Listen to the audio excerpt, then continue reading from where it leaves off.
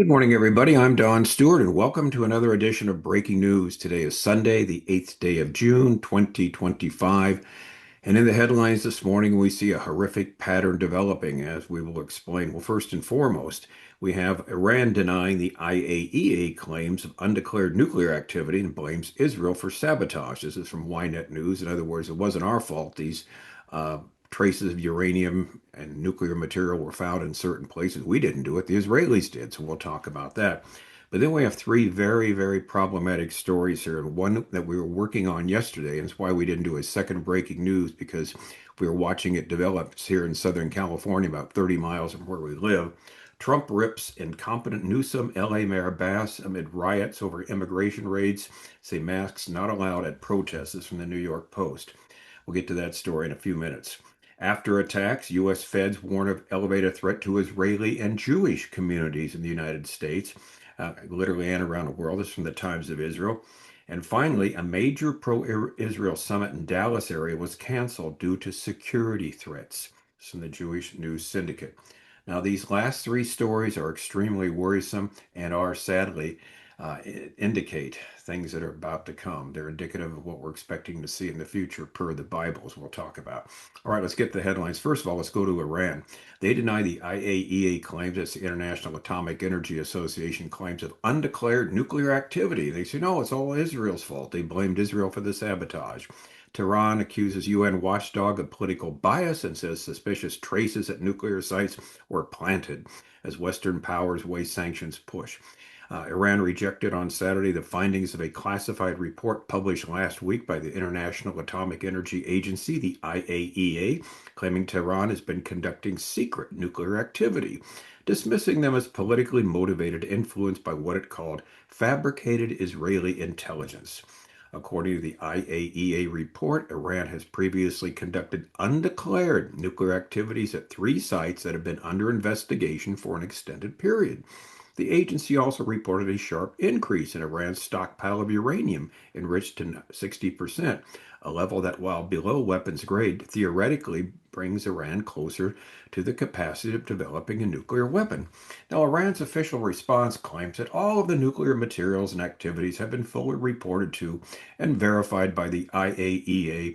Iranian authorities insisted that every effort had been made to identify the source of suspicious particles found at the sites in question. Tehran further alleged that its security agencies had recently uncovered additional evidence indicating that the contamination was the result of sabotage or hostile action. So, in the midst of ongoing negotiations with the United States, Iran continues to insist it will not give up uranium enrichment under any circumstances. Meanwhile, U.S. President Donald Trump has reiterated that any further agreement, Washington will not allow Iran to enrich uranium at all. No date or location has yet been set for the next round of talks.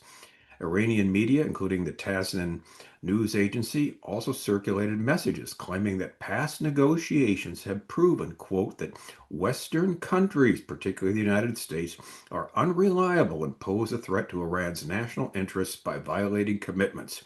The Iranian statement was released ahead of a scheduled IAEA Board of Governors meeting next week, where the agency is expected to address Iran's alleged violations. They're not alleged violations, they are violations. Tehran criticized the IAEA for relying on, quote, unverified and politically motivated sources, and Deputy Foreign Minister, his name's Garababadi, accused the agency of succumbing to political pressure from the United States and European powers. Well, here we go. We got diplomats telling Reuters that the US, UK, France, and Germany are expected to push for a formal resolution at next week's meeting declaring Iran is in violation of its obligations, and if adopted, the resolution could pave the way for a referral to the United Nations Security Council and potentially the imposition of new sanctions. Well, unfortunately, the Security Council has Russia and China on it, so give up that idea of some type of statement from them or some type of decision that they would go against Iran. Now, here's the key. Note that Iran is accusing others of sabotage is the reason the world is finding evidence of nuclear material at these undeclared sites. Thankfully, nobody seems to be accepting this explanation. They have cheated, are cheating, continue to cheat and lie, and as they move closer to putting together a nuclear weapon. Now, on the other hand, and here's what's worrisome, while Trump is saying that the U.S. won't allow Iran to enrich uranium or have any nukes, there is no military preparation whatsoever at this time to do anything about it. Yet there continues to be accidents in Iran with respect to their military installations and important sites for both their offensive and defensive capabilities. We can count on these accidents continuing, and we will keep you posted. So it's kind of a stalemate right now. The things continue as they were. But again, like we said, something has got to give. When the Ayatollah says very clearly, no stopping enrichment of uranium, when Trump says we're going to stop, you can't enrich uranium any longer, we're not going to allow it, or you're going to pay the price. Well, let's face it, something has to give soon. Now we're going to move on to three very, very problematic stories. And these are the real headlines today that we need to be concerned with. Headline number 2 from the New York Post: Trump rips incompetent Newsom. LA Mayor Bass amid riots over immigration raids, saying masks are not allowed at protests. Again, from the New York Post. President Trump ripped into California's incompetent leadership and called for a ban on face coverings as masked protesters clashed with federal agents conducting immigration raids across Los Angeles. Trump called out Governor Gavin Newsom and LA Mayor Karen Bass for their alleged mishandling of violent riots in response to the ICE raids that wrangled up to 100 illegal immigrants, including gangbangers and drug traffickers, this past week. We have an incompetent governor, he calls him NEWSOM, and Mayor Bass, who were, as usual, just look at how they handle the fires, and now they're very slow permitting disaster. Just capital letters when he wrote this uppercase. Very slow permitting disaster. Federal permitting is complete! Exclamation point. Unable to handle the task. Truth. Trump wrote on social media Sunday morning. That's this morning. In other words, they're unable to handle the task. That's the leadership of LA and the governor of California. Rioters caused carnage in the streets of Los Angeles on Saturday. This is the story we've been watching all day, which forced Trump to call about 2,000 National Guard troops to LA despite Newsom's objections. The troops were set to arrive in the area within 24 hours. U.S. Attorney for the Central District of California, Bill Easley, told the New York Times. The violent protesters burned down cars, lit fires, threw rocks and fireworks at police, and graffitied vulgar phrases such as blank ICE and kill ICE. Trump blasted the nameless protesters as troublemakers and called for a ban on face coverings as the violent demonstrators wreak havoc in California. These radical left protests by instigators and often paid troublemakers will not be tolerated, all uppercase letters, he wrote.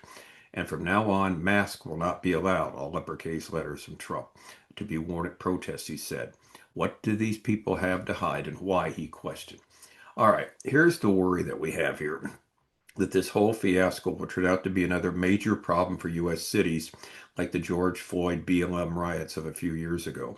With the National Guard coming in and the number of violent protesters will likely increase, including the useful idiots that'll try and make this a civil rights issue. So you get both types of people that'll come in on these so-called protests. The people that are specifically targeted by ICE are known criminals who need to be removed from our country. They've broken the law. They're known criminals and they need to be removed. Now, here in Los Angeles, we have been through the Watts riots in the 1960s, the Rodney King riots in the 90s, the BLM riots of a few years ago, and we hope and pray we will not have another repeat of those past tragedies.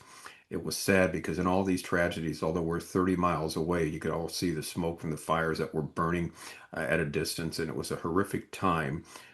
These three incidents are very clearly, um, in my mind, I can't forget the memories of these way back in the 60s, the Watts riots, of course, the Rodney King ones in the 90s, and that. And so now we have wall-to-wall TV coverage on so many networks and cable news that's constantly, showing everything that's going on. So we're afraid we're going to see a repeat of this, and we hope and pray it won't happen, but we'll keep you posted on this. All right, headline number 3. Now, here's another problem. After attacks, U.S. feds warn of elevated threat to Israeli and Jewish communities. This is from the Times of Israel. Following Washington shooting and Colorado firebombing, FBI and Department of Homeland Security warn of danger posed by violent extremists and foreign terror groups. The FBI and the U.S. Department of Homeland Security on Thursday warned of an elevated threat to Jewish and Israeli targets following a string of attacks. The announcement said it came in response to the firebombing of a pro hostages rally in Colorado last week and the killing of two Israeli embassy staffers in Washington last month. Both attackers cited the Gaza war as their motivation, according to the investigators.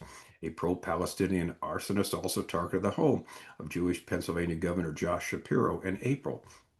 The ongoing Israel-Hamas conflict may motivate other violent extremists and hate crime perpetrators with similar grievances to conduct violence against Jewish and Israeli communities and their supporters, the announcement said. Foreign terrorist organizations also may try to exploit narratives related to the conflict to inspire attacks upon the United States. The FBI, the Department of Homeland Security, urged the public to remain vigilant and to report any threats of violence or suspicious activity to law enforcement. The announcement said it did not specify if there are any known threats. Well, we've talked about the known threats here. Over the past few years, there are at least 1,800 murderers that have come across our southern border here, United States, and formed cells. These are from Iran. These are Iranians, and they're terrorists. And they're in various cells around the country, small cell groups. They don't contact one another. They keep silent, but we know at least 1,800 that have crossed the border illegally.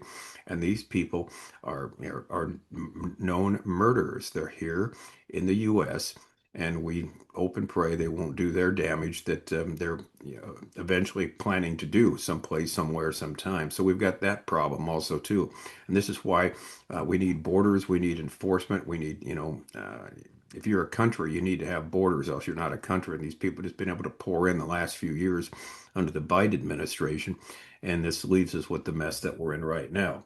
Now, along this line, this is a story we never thought we'd see in the United States, but it fits what we've just said in the previous two. A major pro-Israel summit in Dallas area canceled due to security threats. This is from the Jewish News Syndicate. Law enforcement was completely cooperative, but the threats were of a nature that required cancellation, wrote David Friedman, former U.S. ambassador to Israel, who was slated to speak at the event. A major pro-Israel conference slated to begin in 4 days, this is from a couple of days ago, in the Dallas area, that had 1,000 committed attendees postponed the event indefinitely, citing escalating terror threats. The decision came after organizers has already changed venues for the Israel summit, which draws major Christian and Jewish pro-Israel speakers because of security concerns. It was set to take place from June 9th to 11th. That will be starting tomorrow. This is America in 2025. A pro-Israel conference scheduled for Dallas this week, where I was scheduled to speak, which sold over 1,000 tickets, was forced to cancel because of threats from violent jihadists, stated David Friedman, a former U.S. ambassador to Israel. Law enforcement was completely cooperative, but the threats were of such a nature that required cancellation. When the president said, Friedman said, when the president says we need to take our country back, this is a good example of what he means. At the time, organizers believed that security concerns were due to the recent murder of two Israeli staffers, embassy staffers in Washington. The Jewish News Syndicate sought comment from the governor's office from Texas and from the Arlington, Texas police. A spokesperson for the FBI Dallas field office told the Jewish News Syndicate that the FBI works with our law enforcement partners every day to detect and stop acts of targeted violence. Our goal is to get ahead of these threats. We remind members of the public that if you observe any suspicious activity, to quickly report it to law enforcement, the spokesperson told the JNS. The FBI remains committed to working with our partners to protect our communities against acts of violence and other threats. Event organizers announced on Thursday that the new venue, which they didn't name, was also forced to withdraw, citing escalating safety concerns and mounting external pressure. The pressure came in the form of indirect and direct threats by threats made by American pro-Hamas jihadist groups who issued calls to target the Israeli summit and the private facility where the event was slated to be held, the organizers said. Every option was explored, yet ultimately no safe path forward remained, a reality organizers never imagined possible in the United States of America, this man said, Waller. No kidding. The Palestinian Youth Movement and Jewish Voice for Peace mobilized under the banner of Texas Unwelcomes the Genocide Summit and outed the new location, televangelist Kenneth Copeland's facilities, in an isolated area near Newark, Texas. The need to cancel highlights a troubling trend, Hilton said.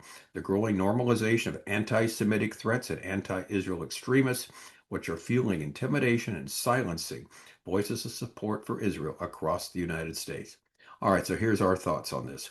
This is the United States of America in the state of Texas. How can this be? Very simply, as we move toward the time of the end, we will continue to see incidents both locally and globally that we never assumed to be possible. And sadly, lawlessness and violence that we are now seeing has always been with us. However, we are specifically told that it will be on the increase, both lawlessness and violence, at the times of the end, just like at time of the end, just like in the days of Noah. We document this in our book, 25 Signs We're Near the End.